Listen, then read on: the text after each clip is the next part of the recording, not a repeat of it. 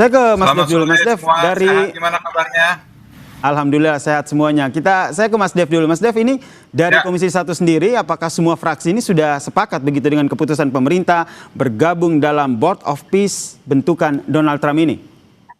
ya sejauh ini dari pembahasan informal sih kita semua melihat bahwa ini adalah suatu gebrakan yang sangat baik ya. Walaupun kita tentunya perlu membahas lebih dalam lagi tentang tata kerjanya kan Board of Peace itu sendiri, seperti peran Indonesia sejauh mana.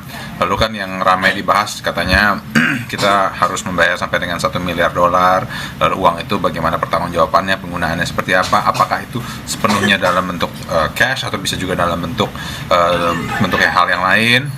Nah, tapi ya ini semua masih ongoing proses. Sebelum kita bisa memutuskan lebih jauh atau bersikap lebih dalam, kita ikuti proses yang sudah diinisiasi oleh Presiden. Ini adalah suatu keputusan yang amat berani dan juga tentunya melihat perkembangan geopolitik, sikap-sikap dan keputusan ini tentunya akan berdampak yang long lasting kepada peran-peran Indonesia ke depannya. Oke, tentu saja harapannya Indonesia bisa berkontribusi ya dengan solusi dua negara untuk kemerdekaan Palestina. Saya ke Mas Reza. Mas Reza, saya melihatnya seperti apa? Karena kita lihat sebenarnya di dalam Board of Peace ini sendiri Palestina tidak dilibatkan. Kemudian Board of Peace ini sendiri pernah sempat disinggung oleh Amerika Serikat sebagai Dewan Keamanan bayang-bayangnya PBB. Terima kasih. Saya pikir secara konstitusional ya, masyarakat Indonesia itu patut menghargai keputusan yang telah dibuat oleh Presiden Prabowo Subianto. Karena keputusan ini tentunya dibuat berdasarkan pertimbangan rasional dengan memerhatikan manfaat jangka panjang bagi kepentingan nasional Indonesia dan sejalan dengan tujuan pendirian Republik Indonesia, yakni untuk turut mendukung perdamaian dunia, terutama sekali menjadikan Indonesia sebagai penyeimbang dalam keanggotaan Board of Peace yang berhasil menghimpun banyak anggota dari berbagai benua sekaligus. Namun, mengingat undangan Presiden Trump tersebut diberikan dalam waktu yang sangat singkat, pada saat yang sama suasana kebatinan Indonesia adalah sangat peka atas nasib masyarakat Palestina yang semakin terpuruk, disertai untuk keharusan mampu menjalankan kebijakan luar negeri bebas aktif secara konsisten dan benar, tentunya. Mas Reza? Dan jawaban Presiden Indonesia itu sangat cepat dan ini mengagetkan Indonesia, terutama sekali saya pikir masyarakat umum. Pada saat yang sama, pemerintah Indonesia sebenarnya dapat mempertimbangkan pemikiran beberapa negara Uni Eropa yang menolak keanggotaan dalam Board of Peace ini karena mereka mengkhawatirkan perilaku Amerika Serikat yang seringkali mengingkari hukum internasional. Jadi dalam hal ini, seyogianya terdapat tanggung jawab moral bagi pemerintah untuk terlebih dahulu menjelaskan kebijakan yang dibuatnya tersebut pada rakyat Indonesia, mengingat pemerintah telah terlebih dahulu menerima amanah yang sama dari Organisasi Konferensi Islam dan Liga Arab pada tanggal 18 Oktober 2 tahun silam untuk secara bersungguh-sungguh membangun kerangka bagi berdirinya sebuah negara Palestina. Jadi amanah tersebut belum terselesaikan oleh Indonesia dan juga belum diselesaikan oleh negara-negara kunci OKI dan Liga Arab seperti Turki dan Arab Saudi.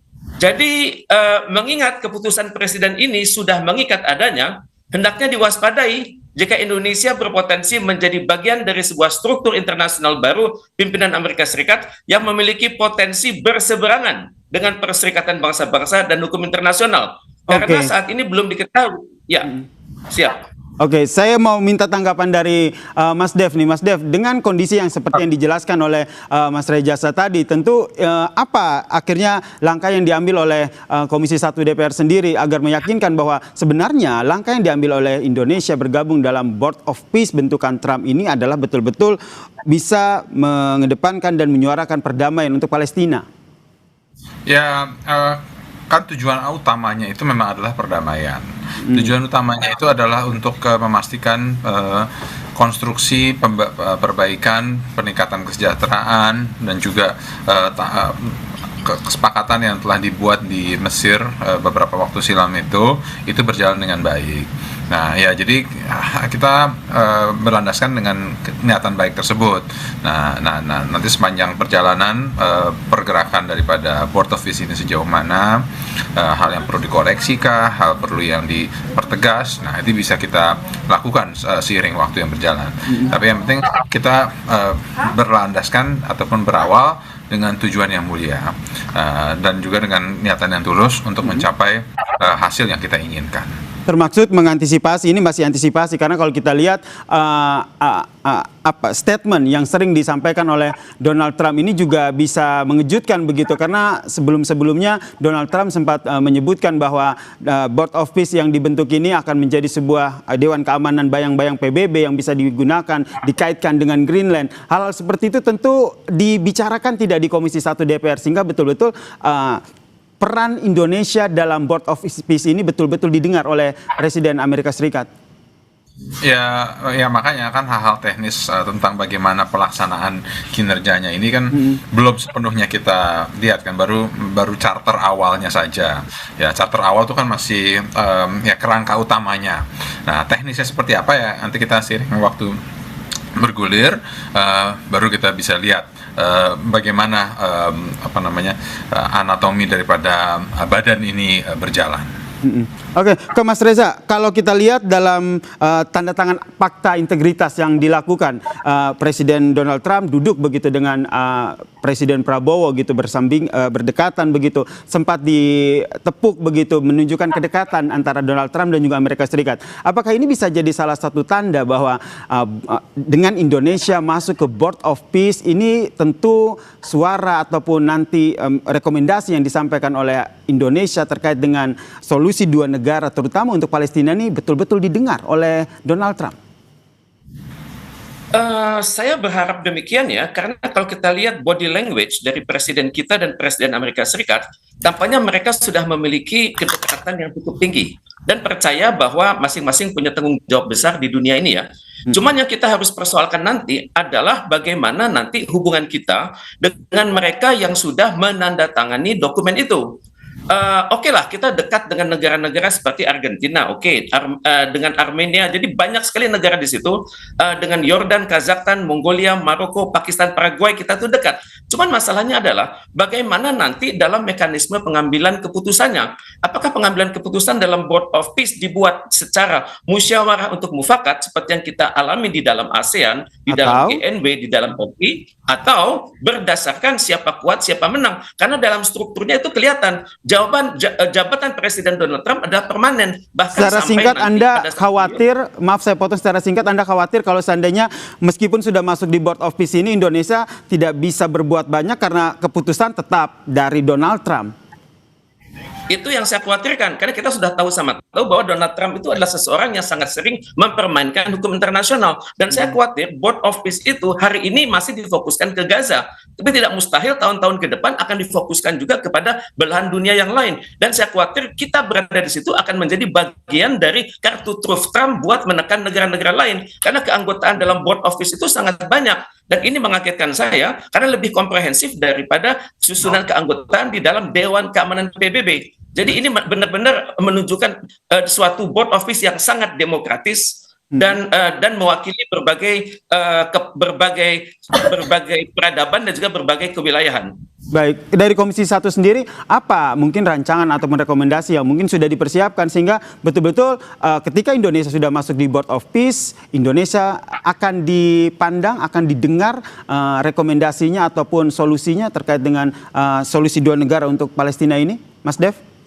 Ya, tentunya kita yakini bahwa semuanya ini di dalam Board of Peace itu nantinya adalah equal. Jadi kita punya hak yang sama untuk mengutarakan pandangan, pendapat, ataupun juga partisipasinya.